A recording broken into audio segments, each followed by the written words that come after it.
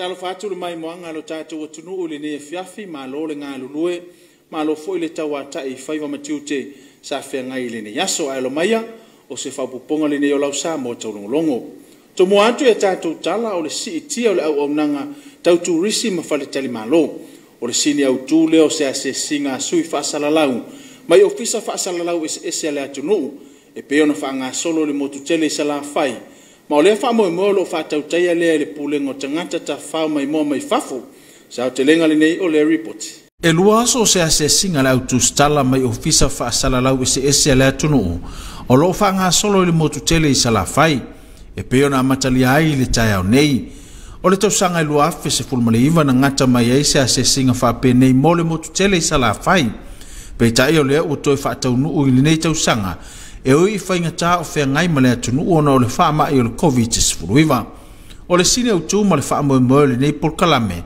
o le fa mo ia si tia mauna ia le tau tua ma le au nanga ai mai se lava I fale tali malo ma fale tu mata fanga e a fe tangata ta fa mai mo mai fafo o sava no fo e mafai o no so swani inisio sui mai ofisa fa salalau o wale una ia o le fo ya tina e taua Samoa le o matua pangatia talu afianga o le fa mai na taua le fionga le ofisili o pulengo tangata ta fa mai mo mai fafo I lau Samoa taulongolongo le fionga ya fa matua inu le nta isuifua I se avanoa sa fa atino ai se fa tatanoanga I le nei fa moe mai ia ta wai o le nei por kalami o se avanoa si itiai au nanga tau fatari malo I le motutele ai mai se o le mawhai ai ainga tu stala o na asia ma ripotia fo I le mantanga o fie o le ati na e tu risi sa la fai na tau fo I wha mantua inua afianga o le tau o le isi leo wha afi tauni o lo pangati ai le motutele ma le ati na e tau tu risi ma le isi lea vaenga o le asia I le neia se singa ai mai se lava ino fuanga tu matafanga o le se singa o fanga solo mo le lua aso o le angai le asia le tu tau fale maniso ati nae ai mai se o nisio vaenga o lo toi fale leia ma fala utele o le ati nae tau tu risi ai mai se o le asia nisio ati nae o lo fanga solo I le teminei fa pea nisio fuanga o lo fatino mo le ati nae ina marisi itia o le foita mau ainga I le motu tele isa la fai wa mai fa ta oto le pulengo tangata ta fa mai mo mai fafo faltali malo wa vanoa mo le se singa mai los futasi su ya wai mai ofisa fa salalau ese o lo malanga fa tasi masu ya le pulengo tangata ta fa mai mo mai fafo a wale fa tino o le por kalame taua mo le siti ai o le tina e tu risi sala fai ele kana le lifano mo sa mo tolongo o fa mautu mai le pulenga le faltali malo sa tu ya tua le lava ta pena e tali malo pe a fai ai to te tala fe malanga inga fa malo o se ripoti le nei o la se singa lau fa salalau ma le pulengo tangati ta fa mai mo mai fafo pe ona wai ai solo nei mo welese o fe anga ai Samoa ma afianga covid fuluiva o se tasine fatan malo il motere sa fai sa tu ya tu wa fa ilo mai le lava ta pena le a wa tali atu malo pe a fai ata tala a wa fe malanga ina mole nei tausanga e tolu tausanga fe anga inisi o pisinisi matina e tono na tunu ma afianga me fa mai pe ta yo le vai o fa ilo mai ta mai ta ipula sa tu ya tu pitch palace le susunga ta wielo lopo fa matua inu vai le e fa pe wa ngale nei tai me fa ati no ma fa le ya ti de o nanga ele me fa una tapunia le mato fali pe ta sia pe lua le masina e ya ta mat fa ngalunga yo mai to a wal fa mai na lo to a ia to mo mo to no ia wa mo yo le fa mo mua o le fa le yo o le ngofo anga wa me ngale e como fa nge wa lo mai tuke la wa fai kai wa mato tai yang fa solo mai lo le fa Samoa wa le ke va fa ya ma ka fa fo ye le pepe se lo mai to vai a wa ka fa fo uma ai pe ya lang fa fo I pe le no fo e to mai tangata ya to la ma me fa ye me ka ma le man ka fa le I'm ready oh yes o leo que cope ale fa a me si cope la Sei cope la cope le ya aveli se que a me si cope se cope ko isi me mai le tu langa na ia fa le o de ngang fa tai de tu e le ngata I le fso ni ro fa matu ina tu en malo fso ni ida ti nai so no le tina ta wi lo lopo fa matu inu vai le e monero ia afianga fa mai le tau fa ilo Pe tayo ta ua nga ua yeile avanua e whaalea ti deile au nanga. Solo nei mawalese mo Samoa taunongolongo. Ua toi whafo isia le malolosi a to'otoa o le tātou au tei to'ofitu mai le whaamai o le COVID-19. Au fiaile au ta'alo e to'olua se fulu ma le pulenga e to'ono e pei ona tola wapia i tiu pai ma ua toi whaanga solo ai ala tau tolengi ngā masani. Sao te lenga le nei o le reports. Ua toi whafo isia le malolosi o le tātou au tei to'ofitu sa hawhia le whaamai o le COVID-19. Ma ua toi whaanga solo ai ala tau tolengi ngā masani. Au tola wapi ai le to'olua se fulu tamata alo ma le to'ono le pulenga i tiu pai.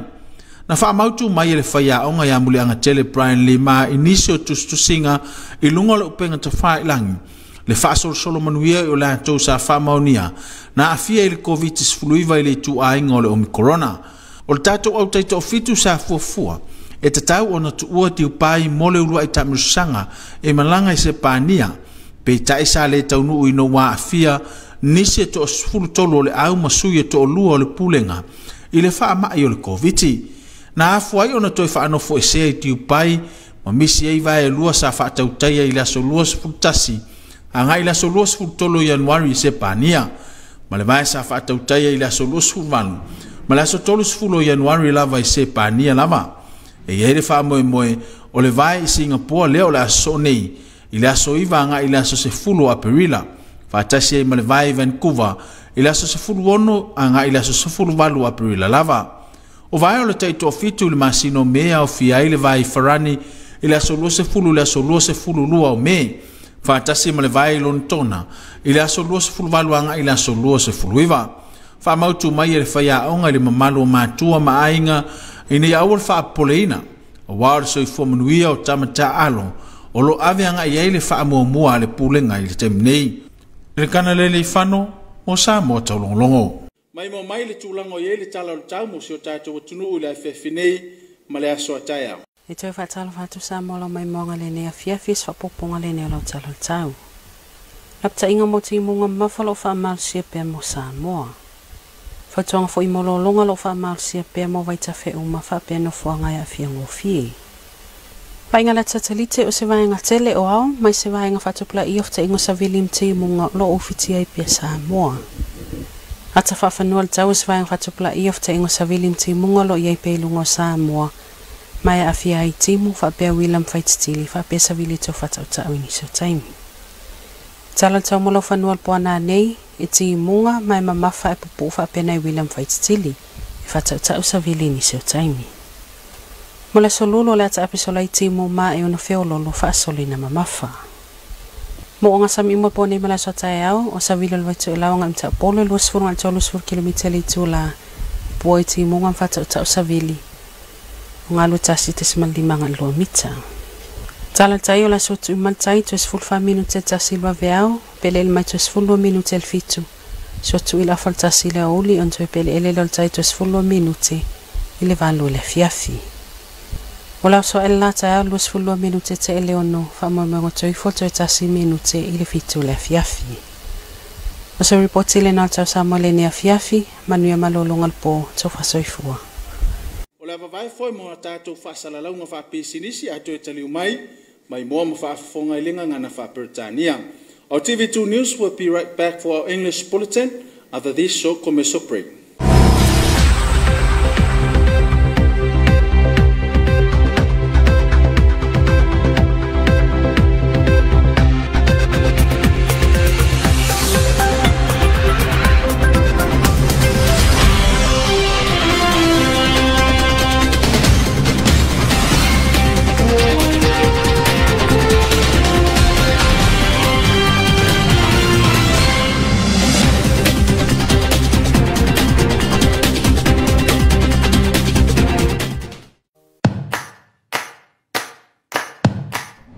Fautuanga mai le matanga luenga o le seifua maloloina. Pe ala ngona le popole le taimi le COVID-19. Ia e alofa ia te oe matau si lelo seifua maloloina. Ia so ta e tangata o lo a inga mawhaaso ai o langona. A whai wa iaini sa le nofa vāwara lata. E whaonga telefoni po le interneti. E fiso o ta iai. Tau si lelo tino. Ia lava lau malolo. tau mawhai mea ai soifua maloloina, whaangaioi lau tino, ma ia whaititira tau mawhaawa malosi. Ia whaia ni au whaatinonga i te fia ma maasani ia so uma, e peo le pukalfale, whaisau tatalu, o le taha le pese ma e siva ai. Ia mata i tū le leifa matalanga sao i winga le COVID-19, ma ia tau mawhai fo ia awal so ona matamata i tala whaasala lau, e a whai ua lofi tūhina oi le tele o whamatalanga. Awal whaongaina leo le tapaa, o le awa maalosi, ma nisi o la au whaasaina, e pūle ai o le ngona, e fōlinga i ona whasosoani se temi pōpō, ai wha te tele ina ai ona e wha anua ma le fia i mo se temi umi. E ese le tali atu le whanau la iti, pēha o ina popole, ia e langona ina le popole a lau tama ma ia a pongi mai, me mata i tūle lei, ia wha awaunga i o inga i te tau na whai, e peo le whai o mea onga, e taimi e ta aluma malolo ai. Wha tā ua le soifua malolo ina mawhauwhau. Monisi whaamtalanga whaapso taimi tanga runga le soifua malolo ina, i le telefoni numela ono barutasi o.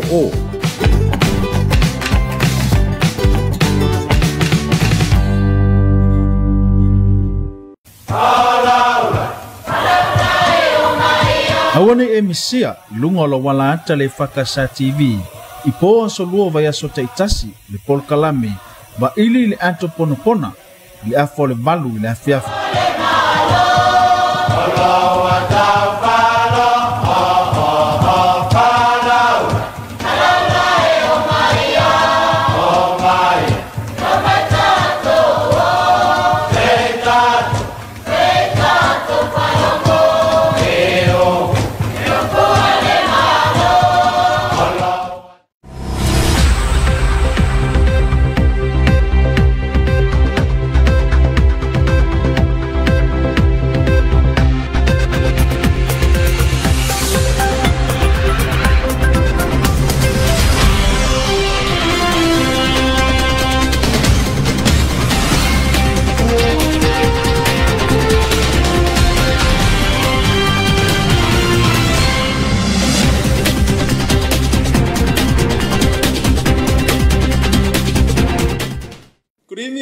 Falava, welcome back to TV2 News for this Tuesday evening.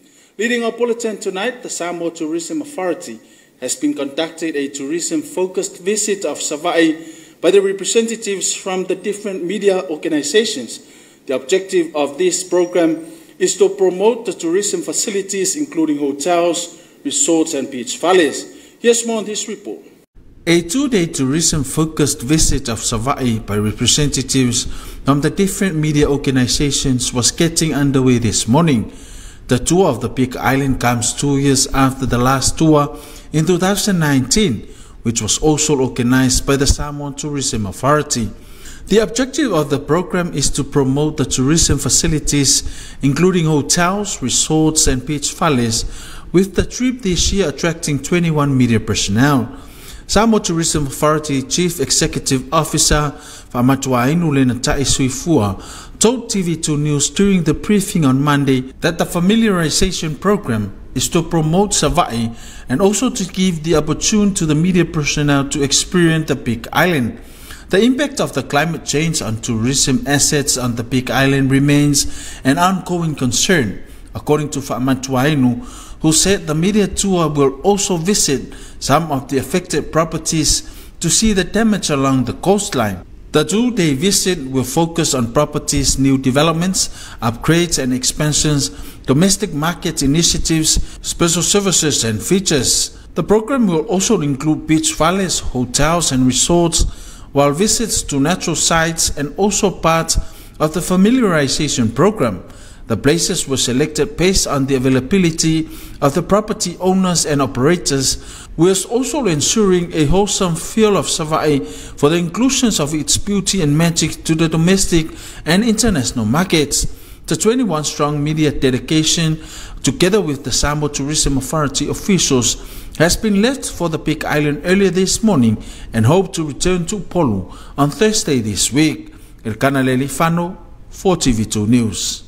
The management of the Satuya Tour Beach Valleys has confirmed that their beach valleys is ready to host visitors if borders open. Here's an update from tourism visit conducted by the Samoa Tourism Authority and media, also attended by Solomon Willis.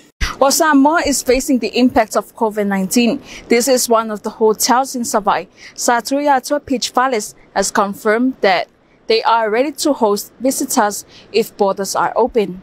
For the past 3 years, some business and developments in the country have been affected by the pandemic. However, the general manager of Saturiatua Beach Palace, Taulogologo said that this is a good time to perform and improve services. From this, she expressed his gratitude to CARD. In addition, the acknowledgement to the assistance provided by the government to assist in the development. Taulogologo stated that it is true that there are impacts of the deadly virus and it is not a burden. It is a science for business owners to prepare to get ready to host when borders are opened. Sornema Walese for TV2 News. Manu Samoa's 7th squad of 20 players and 6 management camped in Tupai have all fully recovered from COVID-19 and are back in full swing training. Here's Monty's report. Manu Samoa's 7th squad of 20 players and 6 management camped in Tupai have all fully recovered from COVID-19 and are back in full swing training.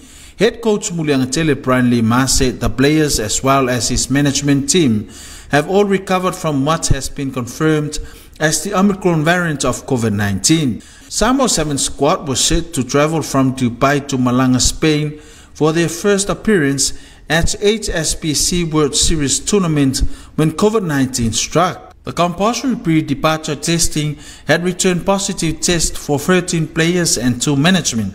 The team went into self-isolation in their hotel rooms and missed the 2 January legs of the HSBC World Series, which include Malanga, Spain on 21st to the 23rd of January and Seville, Spain on the 28th to the 30th of January. Singapore is currently scheduled for the weekend of 9th to the 10th of April, with Vancouver now announced for the 16th to the 18th of April. The May tournaments have been confirmed for France from the 20th to the 22nd of May and London from the 28th to the 29th of May. The head coach said he wants to reassure the families and especially spouses and parents of players that players' welfare is the main focus of his management. The 20-man traveling squad is a mix of youngsters and experienced players, as well as a few veterans recalled into the squad. Elkana Lelifano for TV2 News. Let's have a look at the weather forecast for tonight and tomorrow. Good evening once again, Samoa. Here's another update of your weather forecast for this Tuesday evening. Heavy rain warning remains in effect for Samoa. Flood advisory also remains valid for all major rivers and runnable areas. Latest satellite imagery indicates a massive convective cloud band from an active convergence zone still affecting the islands. From our weather map, an active convergence zone remains within the vicinity of Samoa, with associated showers and thunderstorms with gusty winds affecting the group at times. Forecast for tonight: periods of rain with brief heavy falls and few thunderstorms. Expect gusty winds at times. For Wednesday, scattered showers with moderate to heavy falls possible. All marine waters for tonight and tomorrow: northeast to east winds of 20 to 30 km per hour, poor visibility and gusty winds and showers, waves of 1.5 to 2 meters.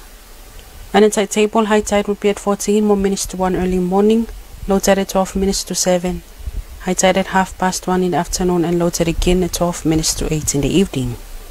Sun will rise tomorrow at 22 minutes past 6 in the morning and will set at 1 more minute to 7 in the evening. And that's your weather bulletin this evening, Samoa. Good night. And that's conclude our TV2 news for this evening. Also like to acknowledge the support of the Samoa Water Authority.